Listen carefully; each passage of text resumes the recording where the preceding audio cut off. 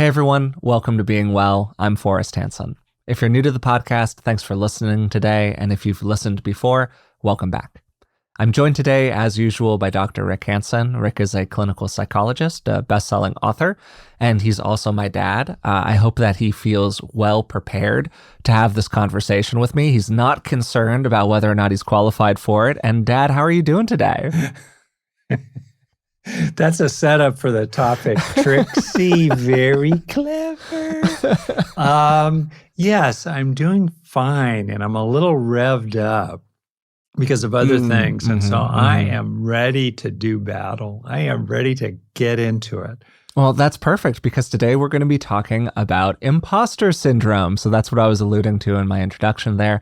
And imposter syndrome is a pretty normal experience that people have where they doubt their capability, maybe they doubt their worth, and it tends to show up in particular kinds of settings for people, maybe where they feel like they're going to be tested or quizzed on something regularly. And before we were starting, Dad, you started to get into a riff, and I actually paused you, and I was like, "Save it for when we've got the recording turned on, buddy." About your concerns about syndrome creep and other kinds of things like that. So I was wondering if you could both explain imposter syndrome and talk about what you were about to talk about. I was kind of acknowledging to you this funny divide inside myself. In that, on the one hand, as you know, I'm extremely adventuresome. On the other hand, when it comes to psychology and other areas, I tend to be a little tilted conservatively about what we could call construct creep. Like, for example, the original definitions and understandings of mindfulness in early Buddhism as simply sustained present moment awareness as a kind of neutral and important capability that can be directed internally and externally. That notion has gotten really expanded to the point that people will say things like, well, mindfulness encompasses the whole of the path. And, so in psychology, especially when we're talking about something that's fairly fuzzy, when you think about things like secure attachment or mindfulness or executive function or learned helplessness or imposter syndrome or depression, these constructs are really fuzzy, and therefore precisely because they're fuzzy and precisely because there are a lot of individual differences around them, it's really important to be clear about stuff. In other words, the weirder, the fuzzier, the more complicated things are, the more you need to kind of buckle down. And so I'm just leery of the ways in which, for example, in terms of the application of models of psychopathology, we've seen a real creep around being on the spectrum. Now everybody's on the spectrum, somewhere on the spectrum, and whatever happened to a clear diagnosis of Asperger's, say, or autism, or bipolar. I saw this as well with bipolar. Suddenly now everybody's bipolar. Well, wait a second here. So I guess I feel like I'm that cranky guy, hey kid, get off my lawn. Yeah, because there's, for starters, I mean, obviously, I'm not a clinician. I'm not a professional in the field who's doing this kind of diagnostic process with people.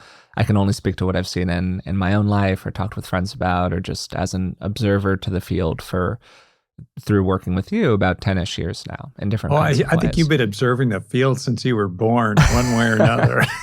That's Fair enough. You've been observing the evolution of the field and the evolution of your father in some ways. Now that is true right there. But I just want to be like a little diffident about my view here. Yeah. But it feels like there is this tension that you're speaking to between our desire to capture people's experience. Like you made a reference to being on the spectrum. Where sure, maybe somebody doesn't hit the qualifications for like diagnosable autism, but they have certain sets of experiences that are they're not neurotypical experiences, whatever they are. Yeah. And so we want to give that person a feeling of inclusion. We want to validate their experience of the world, and we want to acknowledge, you're not in the middle 70% of this particular distribution, and maybe you're not far enough to the wings to hit the qualifications for this thing. But hey, I still want to give you the handshake and the pat on the back that yes, you are experiencing something legitimate. No, that's extremely important. I'm really appreciating also your wisdom and just bringing it up. I hadn't thought about that. We're talking about the benefits of inclusivity, and I liked the notion some years ago of neurotic styles, that classic book by Shapiro, or the notion of shadow syndromes where people are kind of close to it or they have a mild version of that. So I'm with you there. I'm with you there. So maybe we need both. We just need Yeah, some kind of, there's just a tension there between yeah, wanting to have a clearly defined thing yeah, and also wanting to appreciate, to your point, the inherent fuzziness in everything that we're talking about here and that we often talk about on the podcast. And that I think provides a really nice transition into imposter syndrome because it's sort of a perfect example of this, where it's this phrase that has appeared in people's consciousness as a kind of problem that people have, but it's absolutely not a diagnosable condition, to be clear. This is not something that's like in the DSM next to borderline and bipolar and ADHD and all of the various things. It's just a description of a kind of experience that a person might have.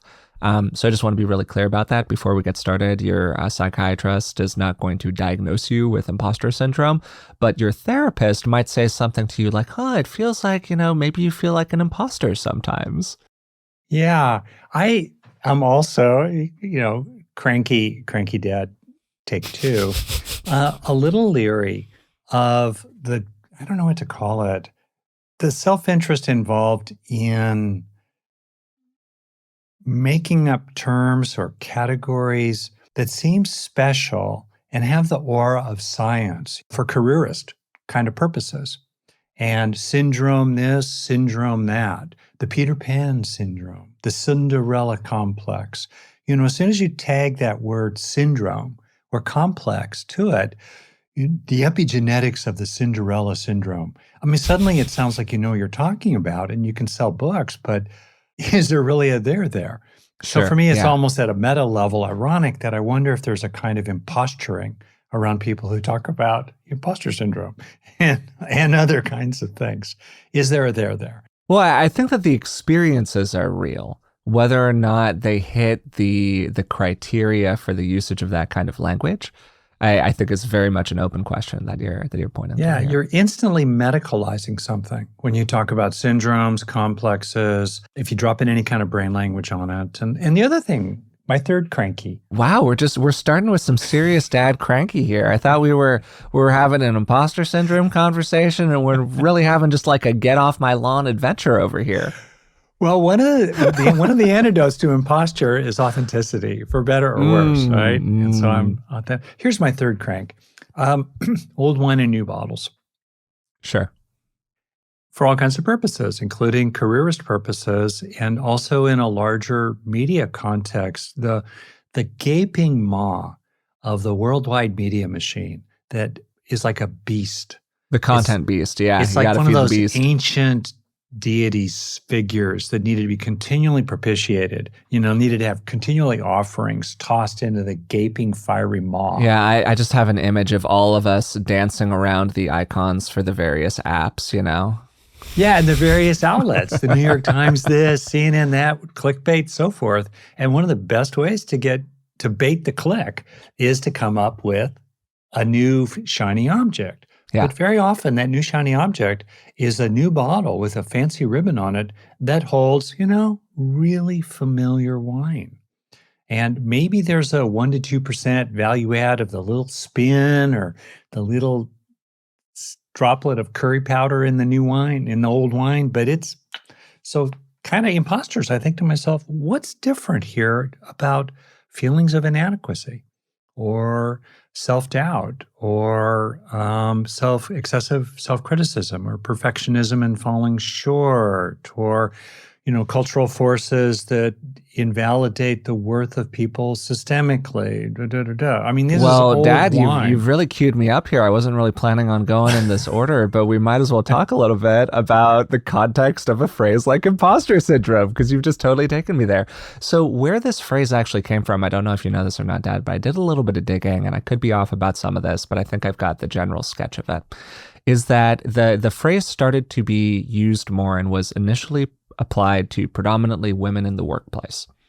So when there was an increasing movement of women into corporate America and corporate kinds of situations, you started to see the phrase imposter syndrome come up more frequently to describe the experiences that they were having. Now, the problem with this, of course, is that people are often feel like an imposter because they are made to feel like an imposter by other Exactly. people. Yeah. But to your point, the framing of a syndrome Yeah. creates a sense of personal fault and responsibility. Exactly right. You have this condition. The locus of the pathology. Yes, it's placed on the individual as opposed to the broader environment that they are finding themselves in. And that distinction is really, really critical. When I was doing some research for this episode, I found this particular article that I want to point people to called Stop Telling Women They Have Imposter Syndrome, which was published in the Harvard Business Review.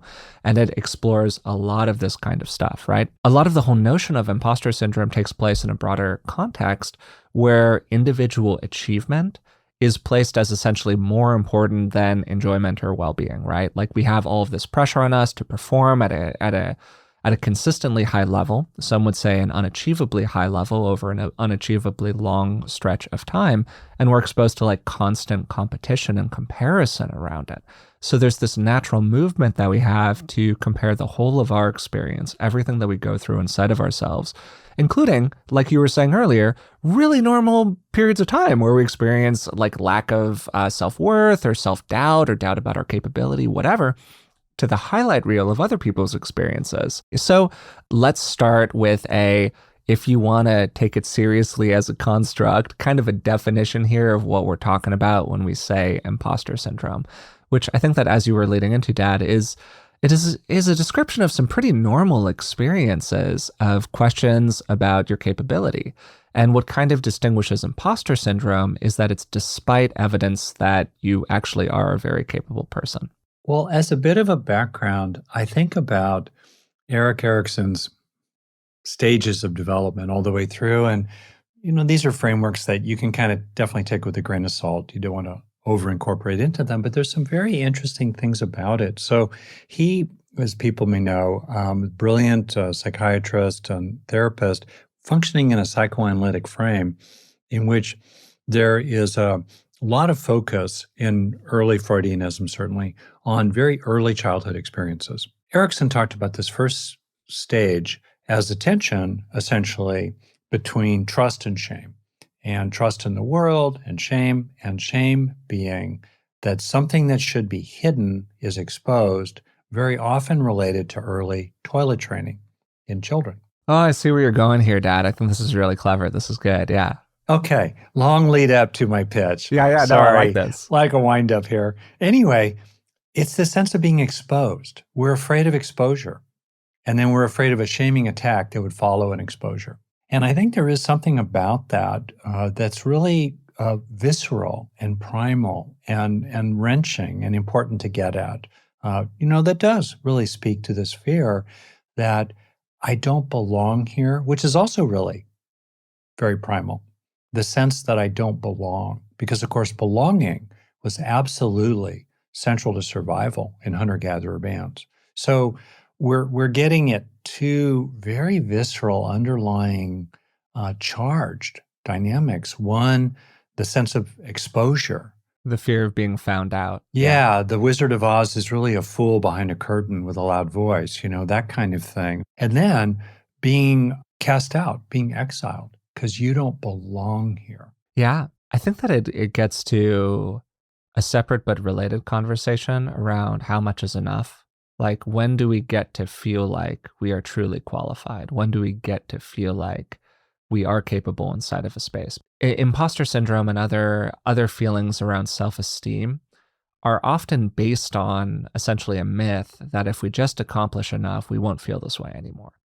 But that's a lie. We're always capable of feeling this way if this way is being like inadequate, unworthy, whatever. The goalposts always get pushed back. And so the truth that gets revealed is that it's about our experience of ourself with ourself, much more so than it's about like the search for external validation. There's something kind of tugging at me here, which is, on the one hand, we have external forces, to be sure. But then there's this very interesting internal process that I've been wondering about more and more, and I wonder what your take is, Forrest, which is like a fearful habit of inside your own mind, not letting it land that you're good enough.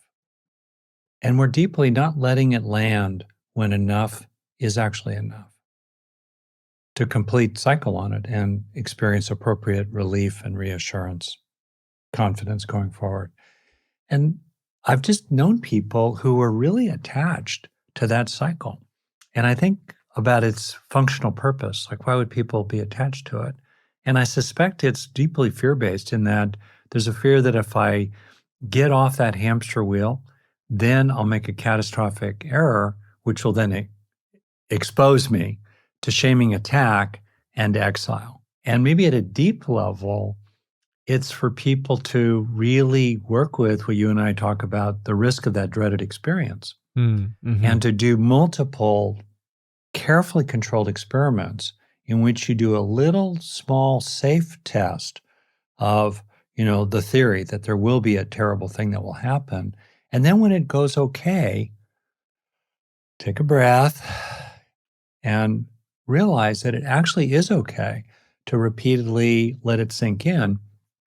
When you were competent, you were successful, you did get the job done, or you made a little boo-boo and it was not a big deal and people kept on going. What do you think about all that, kind of at the deep level? I think it's really interesting, and I think you're speaking to something that I wanted to have in this episode, which is a little outline of the normal structure Excellent. of imposter syndrome, because you're asking an important question, which is, wait, why isn't being accomplished enough to feel accomplished? And Yeah. that's something that's been coming up in my life a lot recently in conversations with people, like the difference between being successful and feeling successful, or the difference between being an objectively appealing person, like for a partner, prospectively, versus feeling like an appealing person for a partner. And that gap between being and feeling, man, that is the crux of so much, right?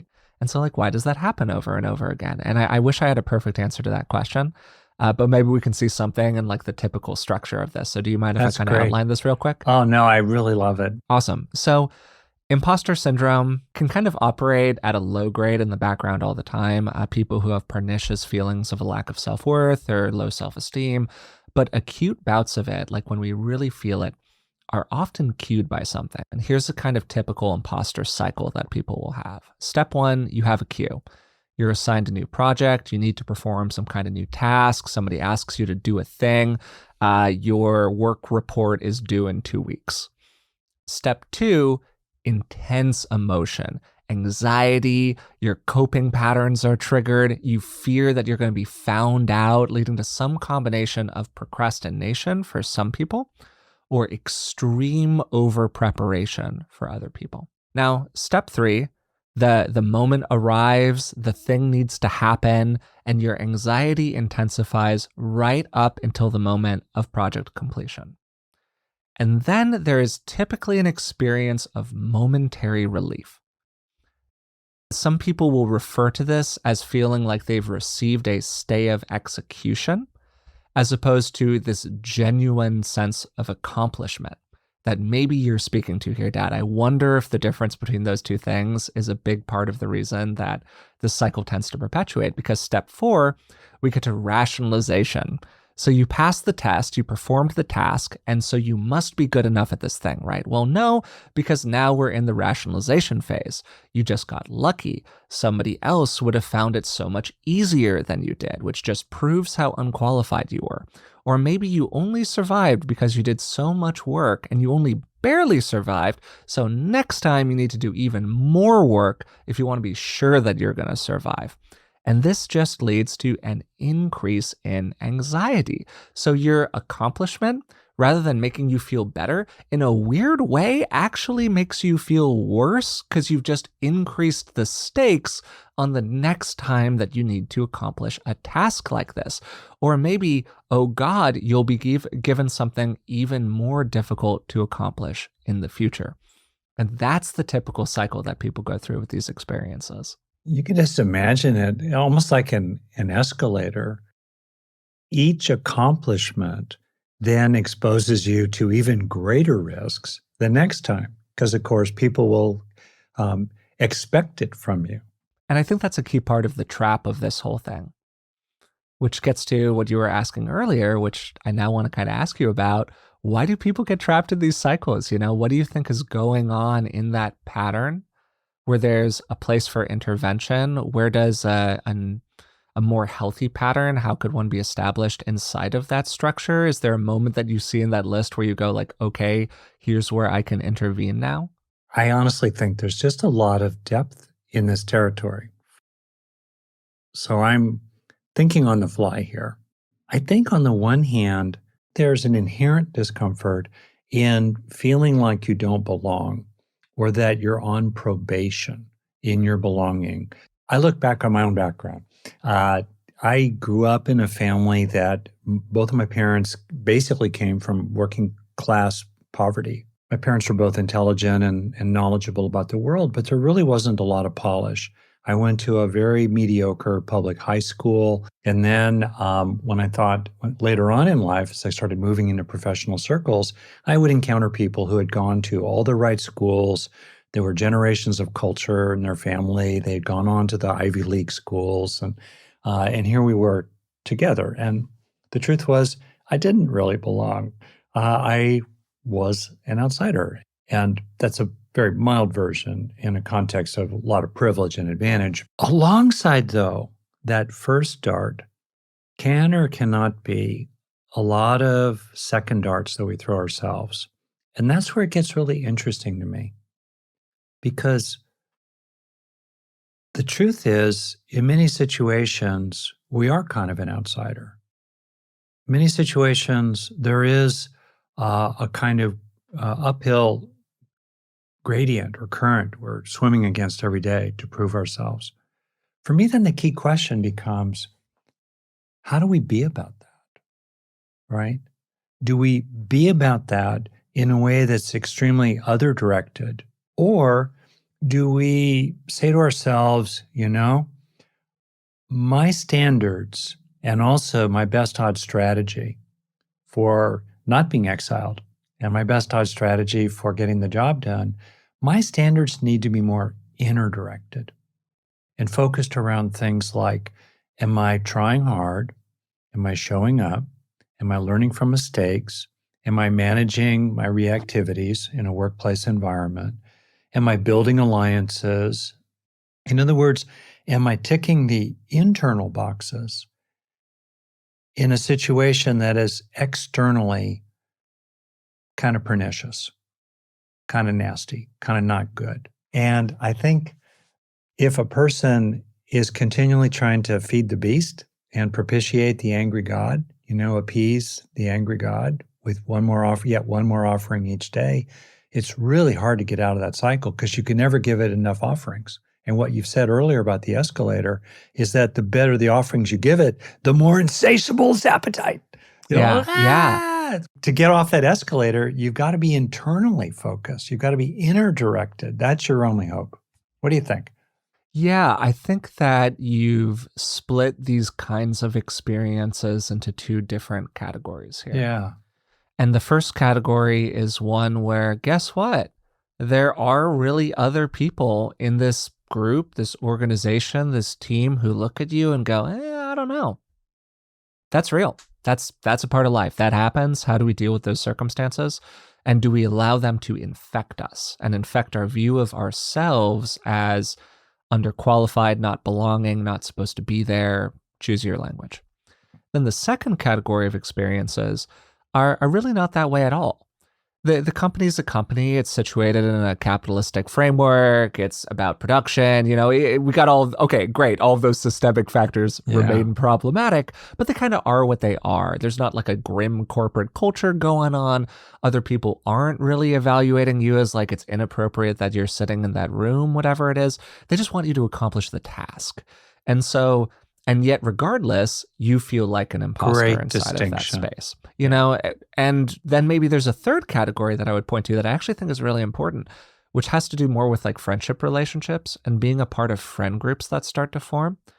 But still, you feel like the other people in that group don't really want you there, even though they do.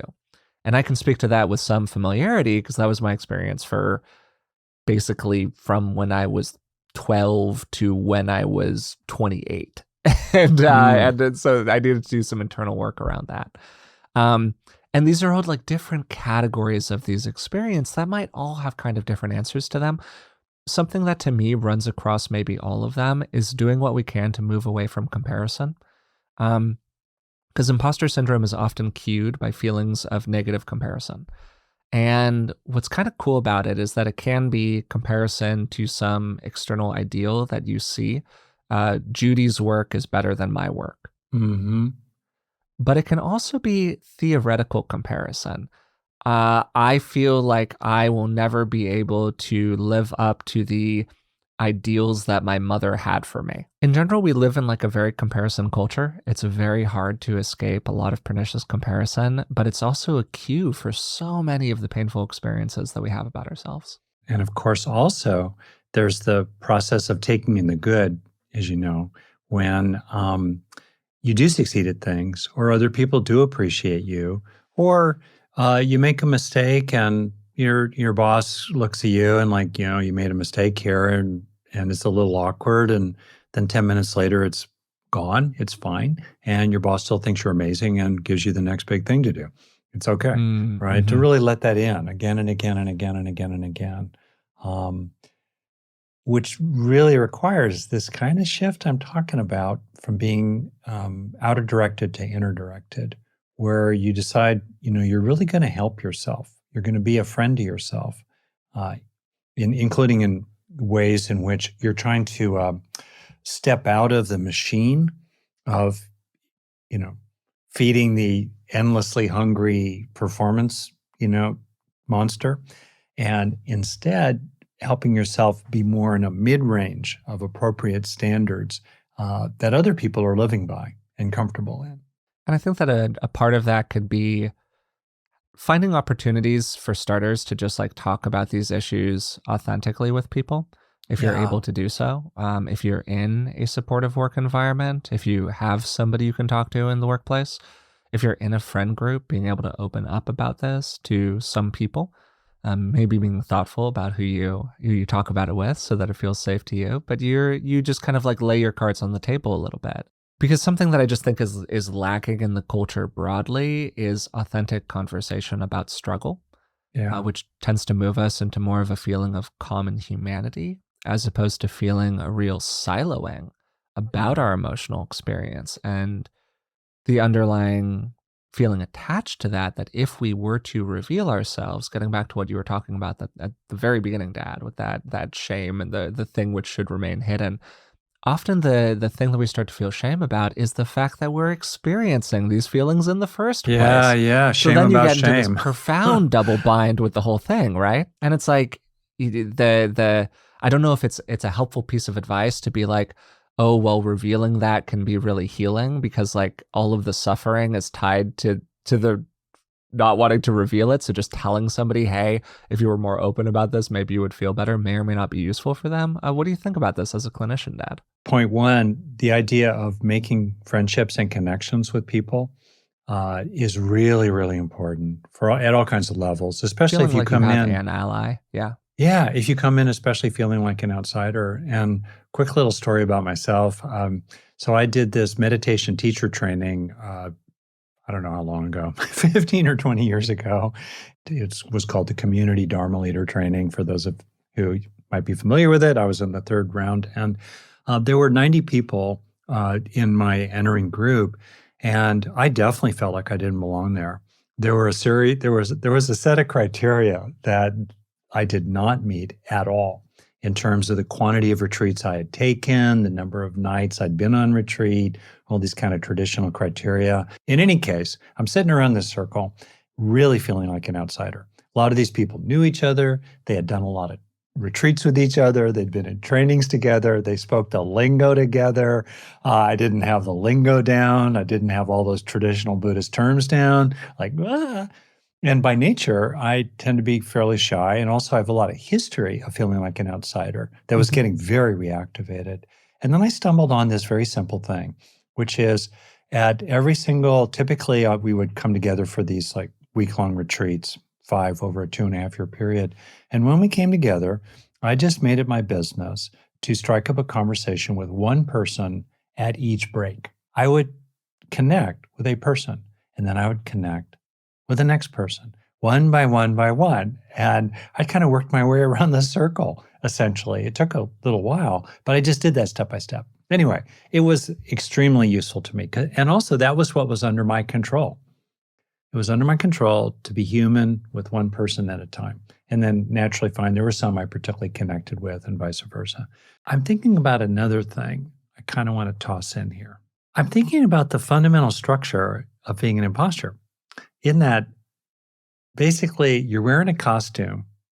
The costume gets you into the party, but you're really afraid that the costume is going to be taken away from you and what's underneath it is going to be revealed. So it's this idea that we're wearing a costume, we're wearing a mask. Well, one of the great antidotes to feeling like an imposter is authenticity. Authentic, real, appropriate interactions with other people, genuine self-disclosure, which sometimes might include acknowledging that you feel a little bit like an imposter and don't belong there. So authenticity, being real, and taking those little risks of the dreaded experience, step by step by step, pushing back the bars of your invisible cage, letting your mask slip and graduate it in careful ways, and then taking it in, letting it sink in when it goes okay. I think that that's good advice. But for a lot of the things that we've been saying, they're all scary things. Like, it's a relatively scary thing to be authentic. It's a relatively scary thing to let the mask slip, or to, do the pieces of advice, to go up to the people in the group and sit next to each one of them during a different lunch. Like, there can be a lot of inhibition to that. So they're all in the category of, these are sensible things a person can do. They can really help with this kind of experience. And yet, they're, understandably, people have blocks to doing them. They might be simple, but they're not easy. And so yeah, I guess I'm wondering what you think about that. And if, when you've worked with people around these issues, maybe even clinically, what came up as really useful for people?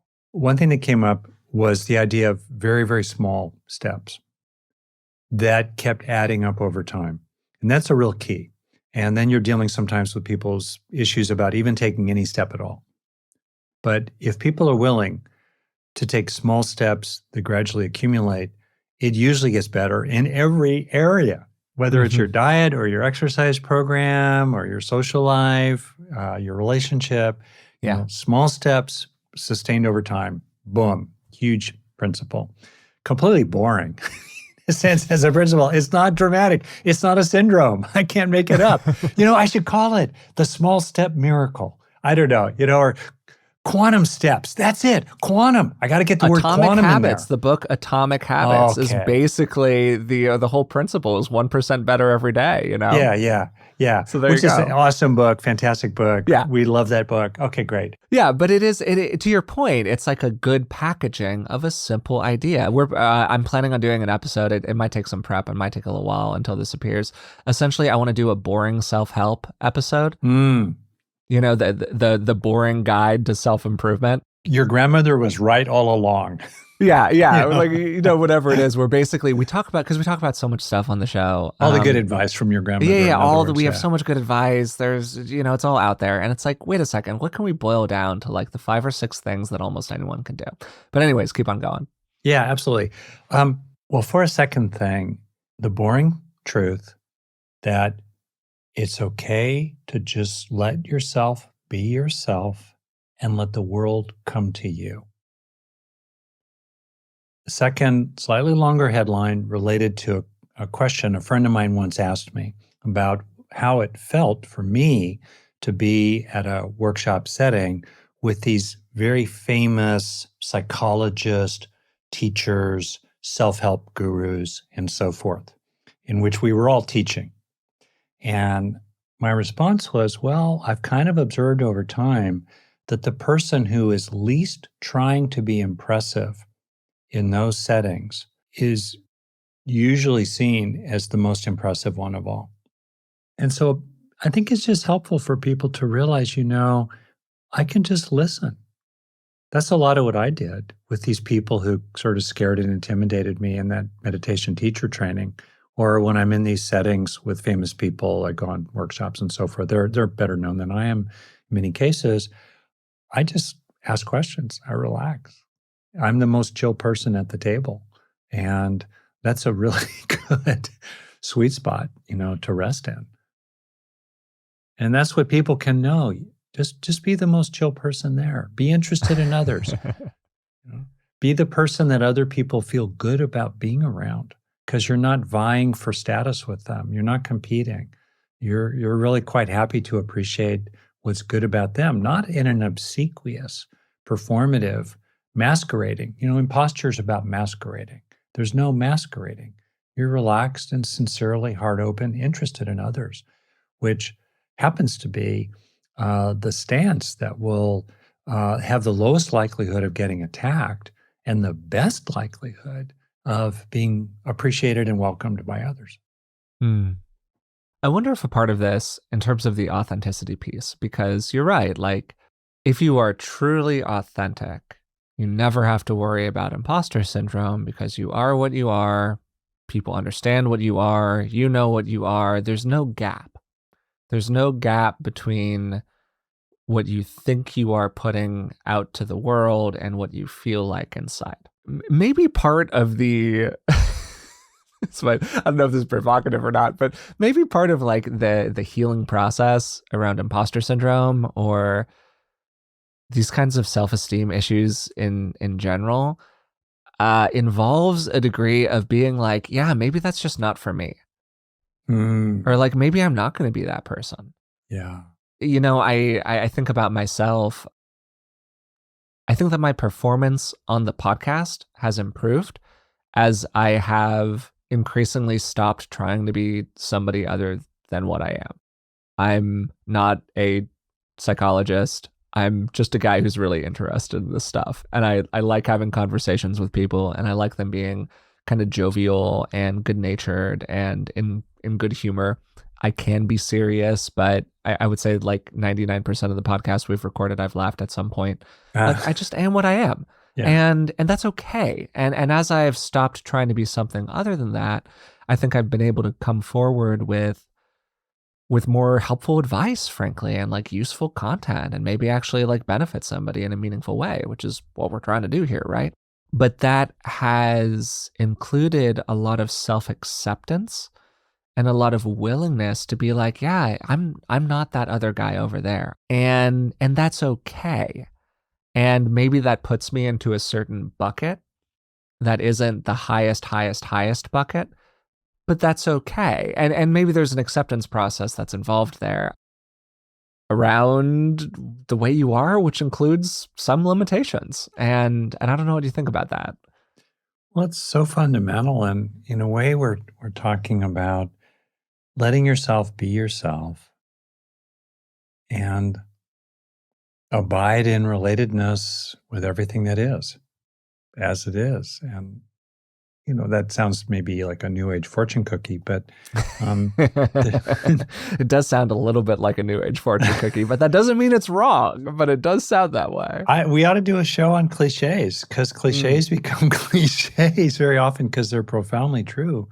There is something about it. And, I think about what is this thing about proving yourself and always feeling like you have to prove yourself or strive or, keep clawing your way up the slippery pole. I mean, there's a lot about that kind of overlaps with, the sense of being kind of a phony. Like if people really knew, that's a classic one. I have that with people often clinically in a different way. It's not so much about job performance. It's a little bit like if people really knew X, like, well, what? Well, if people really knew I did this terrible thing, or if people really knew the secret thoughts I have, or, something like that, there's this fear that if people really knew what goes on in my mind, they would be disgusted or they would throw me out. And so there's this fear in general, right, about proving ourselves and all the rest of that. And I don't know, this perspective may be just off, but I'm going to throw it in anyway. because partly it's related to me. So here we are, for all kinds of reasons, we're striving, right? And I think there is this fundamental distinction between first dart and second dart reasons, as it were, or inner directed and outer directed reasons. And outer directed reasons imply for me a certain appropriate social skillfulness. But at the end of the day, inner directedness is the key. Making the offering that you can, showing the intrinsic motivations rather than extrinsic motivations, focusing on what's under your control, making them like you is out of your control. What's under your control is being sincere and finding what there is to like in them, for example. Things like that. And then as the ultimate frame of that kind of more inner directed locus of control, inner locus of control and so forth, is perspective about life.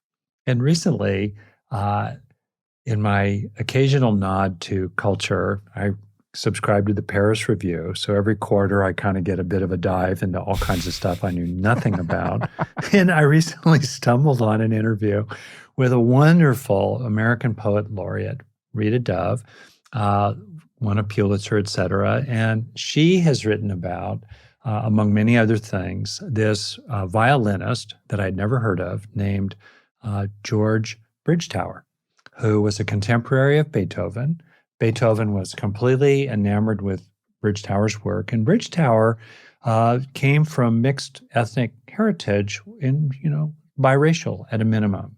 And imagine being a biracial person in London in the 1780s, in that kind of context, while being also a child prodigy on the violin and wildly talented. And so here's this person I just learned about last night on Wikipedia. I love Wikipedia. An extraordinary life. Beethoven was blown away by him and really enjoyed him, and he had a whole thing. And you just imagine the pressures on him and the historical forces rising in this upper class setting with every reason to feel like an imposter and all the rest of that. Extraordinary life, made a great difference. I'd never heard of him. I had never heard of him. And honestly, a century from now, 1,000 years from now, no one's going to have heard of me. Sure. Or Yeah. you. Yeah. And so here we are, striving. We want to have impact. We want to be known. We want to rise in the charts. We want our book to rise in the chart. We want our pod to rise in the chart. And man, if you're doing that for externally directed reasons, including, that people will know about you 100 years from now, let alone 300 years from now, wow, that is a prescription for suffering. Mm-hmm. Yeah, some of this gets a little complicated because a lot of the time our performance is important in terms of maintaining just a certain enjoyment of our life. But I also think that you're really right that it's easy to just keep on raising the stakes on ourselves, when the truth is that for most people, there is quite a bit of freedom in how they hold what they do in the world. Yeah. I was reading just it was like a message board thread or something recently that was talking about nihilism, because somebody said that, I had this bout of nihilism recently and I feel like nothing matters, and how can I possibly move on in life? And what some commenter said that I thought was quite wise was like, well, nihilism is an experience, but your reaction to it can be all kinds of different things. One reaction to it is, well, it's all meaningless and nothing matters, and that means I shouldn't get out of bed in the morning. A different reaction to it is, wow, it's all meaningless and nothing matters. How great. That means I can find whatever meaning I want in it. All of a sudden, there's freedom, right? Like, oh, I can find the purpose that I want in this life. Oh, I can lower the stakes on this whole thing. I can just try to have a good time along the way. Maybe it's all okay. And that can be a different kind of justification that people find in their lives. And I think that just kind of has a spiritual similarity with what you're saying here in terms of lowering the stakes or opening out into a broader feeling of connectedness. A lot of this, I think, gets back to personal history, actually. Mm-hmm. One of the things that has been really helpful for me in my process is going back through my personal history and being like, hey, when did these feelings start to show up for me? Yeah. And what were they tied to? What were the kinds of experiences where I started to feel othered by people? Yeah. And was I actually othered, or was that just my own psychodrama that was Yeah. going on? Did I other myself by feeling the way that I did in these kinds of groups? And and then did it become a self-fulfilling prophecy sometimes where I felt like an outsider, so I placed myself on the margins of the group so other people started to see me as somebody who was on the margins of the group, which was certainly something that really happened in my experience. I'm just kind of reflecting about at the end of the day, I guess what's the locus of motivation? What's the Mm, fundamental root of motivation? And wow, if our fundamental root of motivation is about pleasing others or propitiating them, appeasing them, trying to win the approval war every day, I just feel yeah. sad saying Hmm. it. My own personal sadness and mainly sadness for tons of other people. And at the end of the day, what's the line from the song? You can't please everybody, so you got to please yourself. I think that's a beautiful note to kind of wander toward a close here. And this became a much more meta, broad, sort of sprawling exploration than I expected it to be. I thought that we would this would be one of those where we got in there with a lot of how to. But I think that your diagnosis on this was really accurate, Dad, which is that this is a broad set of feelings that a person might have that have really complex roots associated with them that can come from a lot of different kinds of places. And just as we can apply a lot of specific tactics, maybe looking at that structure that I named of imposter syndrome and going, okay, where can we intervene? Where can we take in the good? How do we really experience success here rather than experiencing it as just one more piece of evidence that we're going to be found out in the future? And there's a place for that, and that can be really helpful. But what's underpinning a lot of this is a broader feeling of not worthiness and a larger context where we tend to compare ourselves problematically to others in the world. And we're maybe motivated by ends that not only aren't tremendously useful for us, but are actually fundamentally unattainable because there's always going to be another pot of gold. There's always going to be another box to check. There's always going to be a way that your brain finds to justify how you need to do this next thing or how that last thing wasn't really good enough. So the question isn't like, how do I interact with this hamster wheel differently? It's how do I get off the hamster wheel? And I think that was really what you were pointing to throughout this conversation. We are all really vulnerable to feeling like imposters. For one, socially, we do tend to put on a persona. So we, of course, fear what will happen if the persona, the act, slips and that which is revealed catastrophically uh, is the parts of ourselves or the feelings inside ourselves that we really want to keep out of sight. And often we're afraid we really are. So we're vulnerable there. Also, as social primates, we're incredibly vulnerable to fears of exile and fears of not feeling included. And then you think about interpersonally, the rough and tumble with other people who are often distracted, disinterested, cold, dismissive, or frankly, just mean. And you don't feel like you belong in their heart. You don't feel included in their field of awareness. They're not taking you into account. So, all these various things do make us naturally really vulnerable to feeling like an imposter. And I'm just suddenly imagining, worldwide imposter acknowledgement day, kind of like in Alcoholics Anonymous. Everybody raises their hand and says, "Hi, I'm Rick. I feel like an imposter." And then you look around the room and you see hundreds, thousands, billions of people raising their hand Mm-hmm. that day saying, Yeah. "I'm so and so, I'm so and so. I feel like an imposter too." Like that would be a really good day. And so, one thing that's so important about that, and I want to tip my hat to you, this is in your notes for this episode, and just to call it out, is the role of others, mentors, role models, allies, people who have a little more authority in the situation, who can include you and champion you and support you and tell you, you do belong here. You are already good enough. In fact, actually, you're more than good enough already. Those people. And so, obviously, to the extent one feels like an imposter, looking for those people around whom it's safe to be authentic, those people who are okay with your mask slipping, who really do take you into account, they really do include you in the field of their own heart and mind, and also who can stand up for you and open doors for you and maybe teach you a little bit of code switching, a little bit of local dialect, a little local culture, so you can kind of, avoid some pitfalls and do fit in a little better. Those people are really important to look for. Flip it around. It's so important to be that person yourself. Hmm. It's so important. I think of one of the most touching gestures of all, of reaching out a hand, beckoning, reaching out that hand of inclusion, right, to others. And we can do that in so many ways, not just with that physical gesture, but with a smile or a nod or eye contact or a little bit of, yeah, come on in.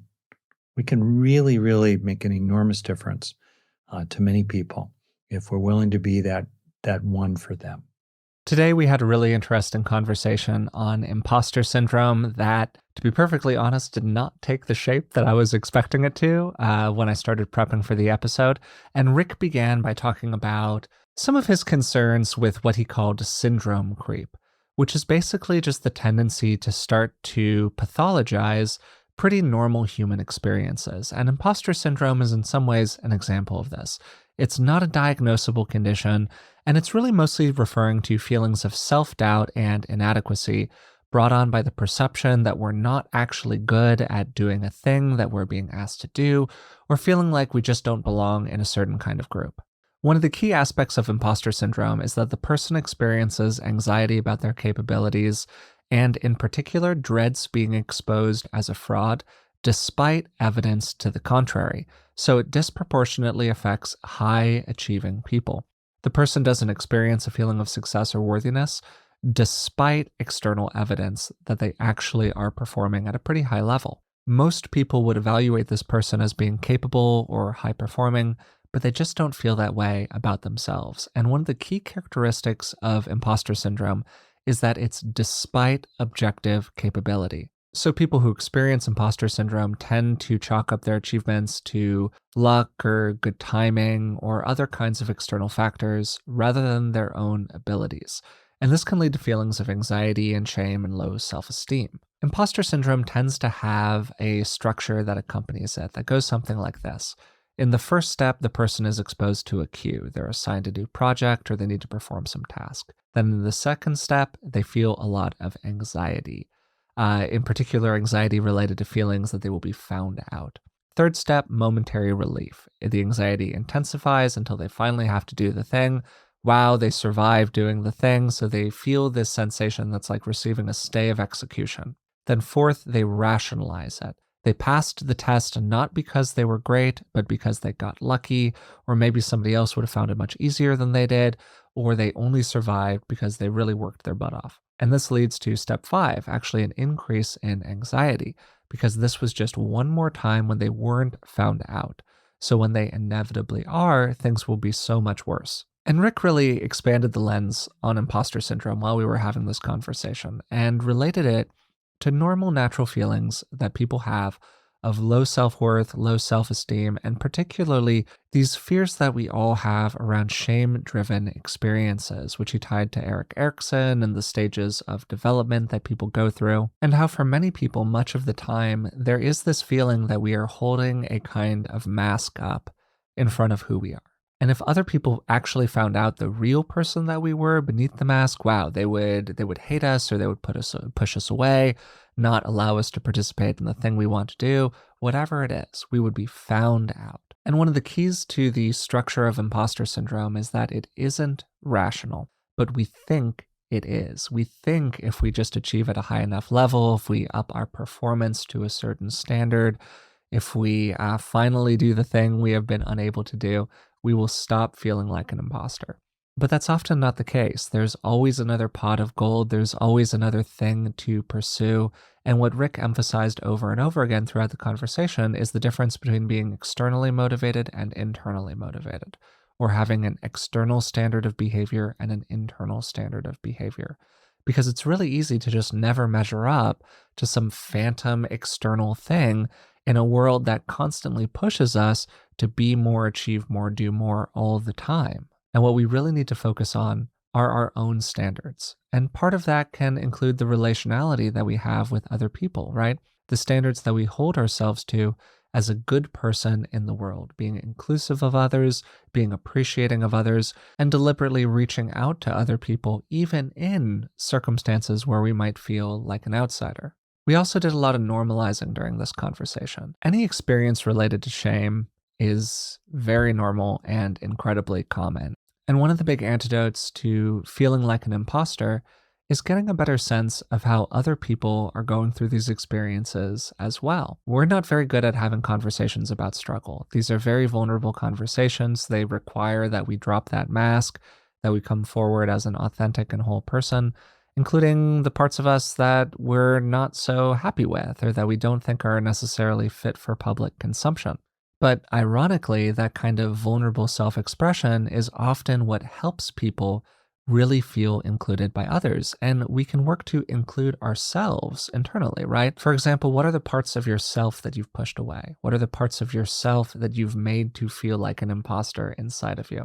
And is there a space for reclaiming some of those parts and becoming more honest and authentic and transparent internally about who you really are and about what you have inside that you can bring forward, that you can feel good about, that you can feel in relationship with, right?